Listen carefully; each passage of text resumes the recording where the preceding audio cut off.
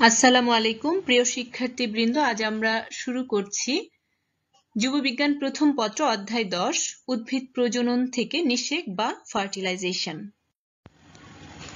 প্রথমে জেনে নেই নিষেক বা ফার্টিলাইজেশন কি।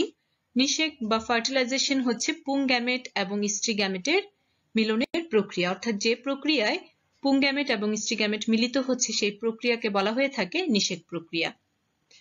যৌন জনন পদ্ধতিতে পুংগ্যামেট এবং স্ত্রী গ্যামেটের মিলনের প্রক্রিয়াই মূলত নিষেক প্রক্রিয়া। যৌন জনন পদ্ধতি তিন ভাবে হয়ে থাকে: আইসোগ্যামাস, অ্যানাইসোগ্যামাস এবং ওগ্যামাস। আইসোগ্যামাস, আইসো মানে সেম বা একই, গ্যামাস কথাটি এসেছে গ্যামেট থেকে, অর্থাৎ একই রকম দেখতে দুটি গ্যামেট এবং এই দুটি গ্যামেটই হচ্ছে সচল। অ্যানাইসোগ্যামাস, আকার আকৃতিতে দুটি গ্যামেট দেখতে ভিন্ন, অ্যানাইসো কথার অর্থ হচ্ছে ভিন্ন, এবং এক্ষেত্রে দুটি গ্যামেটই সচল কারণ দুটি গ্যামেটেরই ফ্লাজেলা আছে। ওগ্যামাস, এক্ষেত্রে সাধারণত পুংগ্যামেটটা আকারে ছোট হয় এবং সচল হয়, অর্থাৎ এদের ফ্লাজেলা থাকে, আর স্ত্রী গ্যামেট আকারে বড় হয় এবং নিশ্চল হয় কারণ এদের ফ্লাজেলা থাকে না। আবৃতবীজী উদ্ভিদের বেলায় কিন্তু যৌন জনন পদ্ধতিটা হচ্ছে ওগ্যামাস প্রকৃতির, অর্থাৎ এক্ষেত্রে ডিম্বাণুটা হচ্ছে আকারে বড় এবং নিশ্চল কারণ ডিম্বাণুতে কোনো ফ্লাজেলা থাকে না, এবং শুক্রাণুটি হচ্ছে আকারে ছোট এবং সচল কারণ শুক্রাণুতে ফ্লাজেলা থাকে। অর্থাৎ অপেক্ষাকৃত বড় এবং নিশ্চল ডিম্বাণুর সাথে ছোট এবং সচল পুংগ্যামেটের মিলন ঘটে আবৃতবীজী উদ্ভিদের বেলায়, আবৃতবীজী উদ্ভিদের যৌন জননের বেলায়, আর এই মিলনের প্রক্রিয়াটাকে বলা হয়ে থাকে নিষেক প্রক্রিয়া। নিষেকের মাধ্যমে ডিম্বাণু এবং শুক্রাণুর মিলনের মাধ্যমে তৈরি হয় জাইগোট, যা 2n সংখ্যক ক্রোমোজোম দ্বারা গঠিত, অর্থাৎ ডিপ্লয়েড।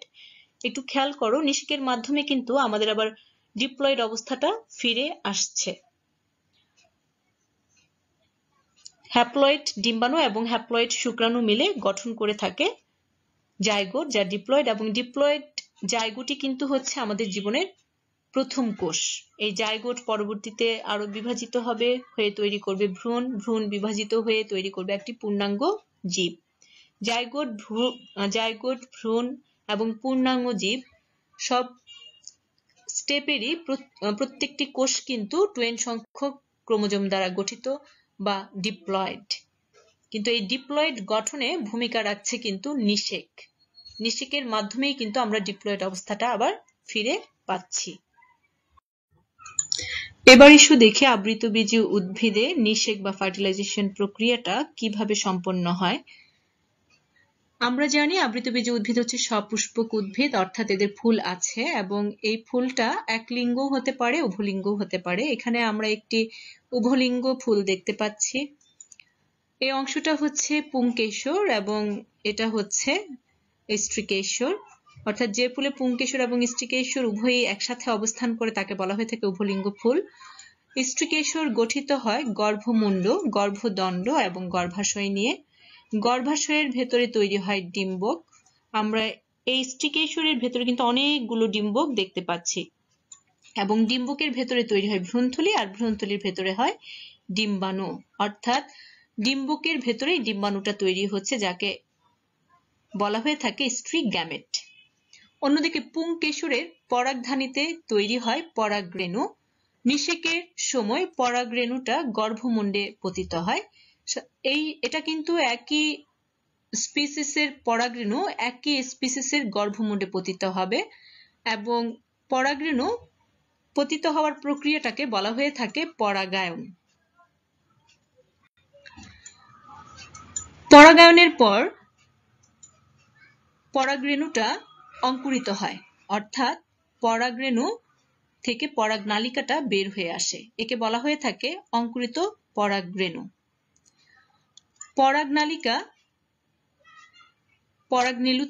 পরাগরেণু থেকে পরাগনালিকাটা বের হয়ে গর্ভদণ্ড অতিক্রম করে গর্ভাশয় দিকে যাত্রা শুরু করে, এবং এই সময় দুটি পুংগ্যামেট সৃষ্টি হয়। এই পুংগ্যামেট দুটি ডিম্বকরন্ধ্রের মধ্য দিয়ে পরাগনালীর মাধ্যমে ভ্রূণথলিতে নিক্ষিপ্ত হয়। এটা হচ্ছে ভ্রূণথলি, এই অংশটা হচ্ছে ভ্রূণথলি। এটাকে আবার বিবর্ধিত করে এখানে দেখানো হয়েছে। একটু খেয়াল করো যে দুটি পুংগ্যামেটের একটি মিলিত হচ্ছে ডিম্বাণুর সাথে, মিলিত হয়ে জাইগোট তৈরি করছে, এবং অন্যটি মিলিত হচ্ছে সেকেন্ডারি নিউক্লিয়াসের সাথে। তাহলে আমরা দেখছি পরাগরেণু গর্ভমুণ্ডে পতিত হওয়ার পরে অঙ্কুরিত হচ্ছে এবং পরাগ নালিকাটা গর্ভদণ্ড অতিক্রম করে গর্ভাশয়মুখী হচ্ছে। এই সময় দুটি পুংগ্যামেট তৈরি করছে এবং এই পরাগ নালিকাটা ডিম্বকরন্ধ্রের মধ্য দিয়ে ভ্রূণথলিতে পৌঁছাচ্ছে। পৌঁছানোর পর দুটি পুংগ্যামেটের একটি পুংগ্যামেট মিলিত হচ্ছে ডিম্বাণুর সাথে এবং অপর একটি পুংগ্যামেট মিলিত হচ্ছে সেকেন্ডারি নিউক্লিয়াসের সাথে। একটি পুংগ্যামেটের ডিম্বাণুর সাথে মিলিত হওয়ার যে প্রক্রিয়াটা তাকে বলা হয়ে থাকে নিষেক প্রক্রিয়া, এবং এতে তৈরি হচ্ছে নিষিক্ত ডিম্বাণু বা জাইগোট। এবং আরেকটি পুংগ্যামেট মিলিত হয় সেকেন্ডারি নিউক্লিয়াসের সাথে। একটু খেয়াল করো, এখানে কিন্তু দুটি পুংগ্যামেটের একটি মিলিত হচ্ছে ডিম্বাণুর সাথে, একটি মিলিত হচ্ছে সেকেন্ডারি নিউক্লিয়াসের সাথে, অর্থাৎ দুইবার কিন্তু নিষেক ঘটছে। এর জন্য এই ঘটনাটাকে বলা হয় দ্বি-নিষেক। আবার আরেকটু খেয়াল করো, পুংগ্যামেট একটি নিউক্লিয়াস, সেকেন্ডারি নিউক্লিয়াসে কিন্তু দুটি নিউক্লিয়াস আছে, এট টাইম তিনটা নিউক্লিয়াসের কিন্তু মিলন ঘটছে, এজন্য এটাকে বলা হয়ে থাকে ত্রিমিলন। এভাবে আবৃতবীজী উদ্ভিদে নিষেক প্রক্রিয়া সম্পন্ন হচ্ছে। আমরা এখানে আরেকটু ক্লিয়ার হব দ্বিনিষেক ও ত্রিমিলন কি। নিষেকের সময় দুটি পুংগ্যামেট সৃষ্টি হয় একটি পরাগরেণু থেকে। সেই দুটি পুংগ্যামেটের একটি মিলিত হয় ডিম্বাণুর সাথে, মিলিত হয়ে ডিম্বাণুকে নিষিক্ত করে, এবং অন্যটি মিলিত হয় সেকেন্ডারি নিউক্লিয়াসের সাথে। অর্থাৎ একবার ডিম্বাণুর সাথে মিলিত হচ্ছে একটি পুংগ্যামেট, আরেকবার মিলিত হচ্ছে সেকেন্ডারি নিউক্লিয়াসের সাথে পুংগ্যামেট। এভাবে দুইবার নিষেক ঘটছে। এখানে দেখো, এখানে আমি লিখেও দিয়েছি, একবার পুংগ্যামেট প্লাস ডিম্বাণু, আরেকবার হচ্ছে পুংগ্যামেট প্লাস সেকেন্ডারি নিউক্লিয়াস।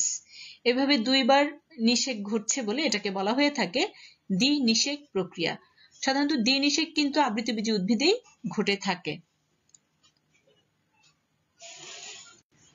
পুংগ্যামেট এবং সেকেন্ডারি নিউক্লিয়াসের মিলনকে বলা হয় ত্রিমিলন, কারণ এখানে তিনটি নিউক্লিয়াস একসাথে মিলিত হয়েছে, এর জন্য এর নাম হয়েছে ত্রিমিলন।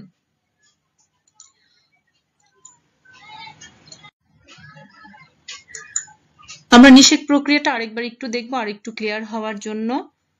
এখানে আমরা একটি স্ত্রীকেশর দেখতে পাচ্ছি বা গর্ভকেশর দেখতে পাচ্ছি, যা গর্ভমুণ্ড, গর্ভদণ্ড এবং গর্ভাশয় নিয়ে গঠিত। নিষেক প্রক্রিয়াটি হচ্ছে একটি নিরবিচ্ছিন্ন প্রক্রিয়া, কিন্তু বর্ণনা সুবিধার্থে একে আমরা কয়েকটি ধাপে উপস্থাপন করতে পারি। নিষেক প্রক্রিয়ার প্রথম শর্ত হচ্ছে পরাগায়ন, অর্থাৎ পরাগরেণুর গর্ভমুণ্ডে পতিত হওয়া। পরাগরেণুর গর্ভমুণ্ডে পতিত হয়, এটাকে বলা হয়ে থাকে পরাগায়ন। পরাগরেণু গর্ভমুণ্ডে পতিত হওয়ার পর এটা অঙ্কুরিত হবে, অর্থাৎ পরাগ নালিকাটা পরাগরেণু থেকে বের হয়ে আসে, বের হয়ে গর্ভদণ্ড অতিক্রম করে গর্ভাশয়ের দিকে যাওয়া শুরু করে। তাহলে প্রথম স্টেপ আমরা বলতে পারি পরাগরেণুর অঙ্কুরোদ্গম, এবং দ্বিতীয় স্টেপে হচ্ছে পরাগ নালিকার গর্ভাশয়মুখী যাত্রা ও শুক্রাণুর সৃষ্টি। অর্থাৎ পরাগ নালিকাটা গর্ভদণ্ড অতিক্রম করে গর্ভাশয়ের দিকে যাবে এবং এই সময় দুটি শুক্রাণু বা পুংগ্যামেট সৃষ্টি করবে। তৃতীয় ধাপে পরাগ নালিকার ডিম্বকস্থ ভ্রূণথলিতে প্রবেশ ও শুক্রাণু নিক্ষিপ্তকরণ। পরাগ নালিকাটা ডিম্বকরন্ধ্রের মধ্য দিয়ে ভ্রূণথলিতে প্রবেশ করবে এবং ভ্রূণথলিতে শুক্রাণু দুটি নিক্ষিপ্ত করবে। এই দুটি নিক্ষিপ্তকৃত শুক্রাণুর একটি মিলিত হবে ডিম্বাণুর সাথে এবং অন্যটি মিলিত হবে সেকেন্ডারি নিউক্লিয়াসের সাথে। ডিম্বাণুর সাথে যে শুক্রাণুটি মিলিত হবে, মিলিত হওয়ার প্রক্রিয়াটাই হচ্ছে নিষেক প্রক্রিয়া।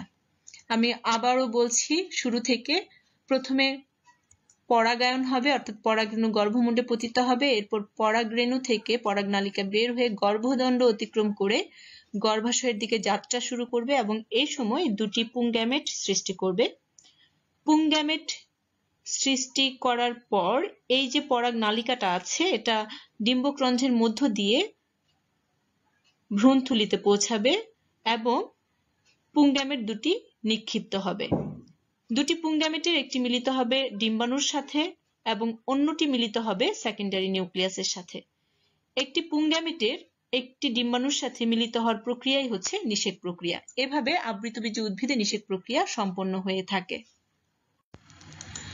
এবার আমরা নিষেকের পর গর্ভাশয় এবং ডিম্বকের কি কি পরিবর্তন হয় সেটাই একটু দেখব।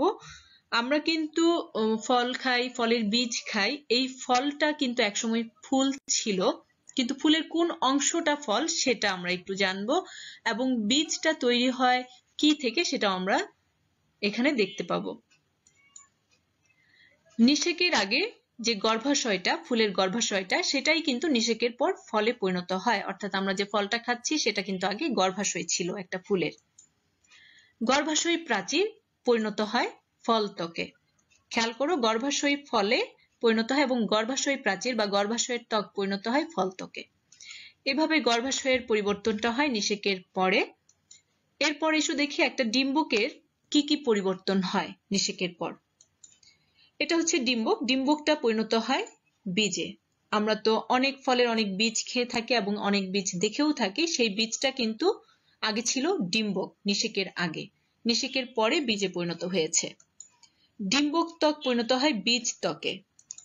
ডিম্বক নাভি বীজ নাভিতে পরিণত হয়। ডিম্বক রন্ধ্র বীজ রন্ধ্রতে পরিণত হয় এবং ডিম্বক নাড়ি পরিণত হয় বীজ বৃন্তে। ডিম্বক নাড়িটা কিন্তু অনেকটা বৃন্তর মতো দেখতে। এটা নিষেকের পরে বীজ বৃন্তে পরিণত হয়। খেয়াল রাখবে, ডিম্বকের সব জিনিসই বীজের জিনিসে পরিণত হচ্ছে। আরো কিছু পরিবর্তন আছে, চলো এবার এটা দেখে নেই। নিউসেলাস এটা সাধারণত নিষেকের পর নষ্ট হয়ে যায়। প্রতিপাদক কোষ এটাও সাধারণত নষ্ট হয়ে যায়। সেকেন্ডারি নিউক্লিয়াস এটা শস্য বা এন্ডোস্পার্মে পরিণত হয়, যা থেকে ভ্রূণ তার পুষ্টি গ্রহণ করে থাকে। ডিম্বাণু এটা ভ্রূণে পরিণত হয় এবং ডিম্বাণুর পাশে যে দুটি সহকারী কোষ আছে এটাও নিষেকের পর নষ্ট হয়ে যায়। এভাবে একটি ডিম্বকের বিভিন্ন অংশ নিষেকের পরে পরিবর্তিত হয়ে থাকে। এবার দেখা যাক নিষেক কেন এত গুরুত্বপূর্ণ বা নিষেকের তাৎপর্য এক ক্রোমোজোমের ভারসাম্য রক্ষায়। আমাদের জীবনের প্রথম কোষ হচ্ছে জাইগোট, কিন্তু এই জাইগোটটা কিন্তু গঠিত হয় পুংগ্যামেট এবং স্ত্রী গ্যামেটের মিলনের ফলে। পুংগ্যামেটও হচ্ছে হ্যাপ্লয়েড, স্ত্রী গ্যামেটও হচ্ছে হ্যাপ্লয়েড। এই দুটি মিলে গঠন করে জাইগোট, অর্থাৎ আমাদের জীবনের প্রথম কোষ। অর্থাৎ ডিপ্লয়েড অবস্থা পুনরায় ফিরিয়ে আনে নিষেক প্রক্রিয়া। এভাবে ক্রোমোজোমের ভারসাম্য রক্ষা পায়। দুই ফল ও বীজ সৃষ্টি নিষেকের ফলেই কিন্তু গর্ভাশয় এবং ডিম্বক যথাক্রমে ফল এবং বীজে পরিণত হয়। নাম্বার 3, নতুন প্রজাতি সৃষ্টি। নিষেকের ফলে নতুন নতুন বৈশিষ্ট্যের সঞ্চার হয় এবং নতুন নতুন বৈশিষ্ট্য কিন্তু নতুন প্রজাতি সৃষ্টির একটি ধাপ। বিবর্তন, নতুন নতুন বৈশিষ্ট্য যেহেতু সৃষ্টি হয়, নতুন প্রজাতি সৃষ্টির একটি পথ উন্মোচিত হয়, তার মানে নিষেক কিন্তু বিবর্তনেও ভূমিকা রাখে। অধিক ফলনশীল ও সহনশীল ফসল সৃষ্টি। নিষেকের মাধ্যমে অধিক ফলনশীল ও সবল ও সহনশীল ফসল উৎপন্ন হয়ে থাকে। উদ্ভিদের বংশ রক্ষা। সপুষ্পক উদ্ভিদের ক্ষেত্রে কিন্তু তার বংশ রক্ষা করে থাকে প্রধানত তার বীজ। নিষেকের ফলেই কিন্তু বীজটা সৃষ্টি হয়। এভাবে নিষেকের ফলে উদ্ভিদের বংশ রক্ষা পেয়ে থাকে। খাদ্যের যোগান। আমরা খাদ্যের অনেকটা অংশ পেয়ে থাকি ফল এবং বীজ থেকে। ফল এবং বীজ আমাদের খাদ্যের উৎস, প্রধান উৎসও আমরা বলতে পারি। তাহলে ফল, বীজ আমাদের খাদ্যের যোগান দিচ্ছে। জেনেটিক ডাইভার্সিটি সৃষ্টি। যৌন প্রজননে নিষেক ক্রিয়ায় জিনের মিশ্রণ ঘটে, অর্থাৎ পুংগ্যামেট এবং স্ত্রী গ্যামেট, এই দুটি গ্যামেটের যখন মিশ্রণ ঘটে তখন সাথে সাথে কিন্তু জিনেরও মিশ্রণ ঘটছে, অর্থাৎ রিকম্বিনেশন ঘটছে। এভাবে জেনেটিক ডাইভার্সিটি সৃষ্টি হয়ে থাকে। এই হলো নিষেকের তাৎপর্য। আজ এই পর্যন্তই। ভালো থাকো, সুস্থ থাকো, আমাদের সাথে থাকো।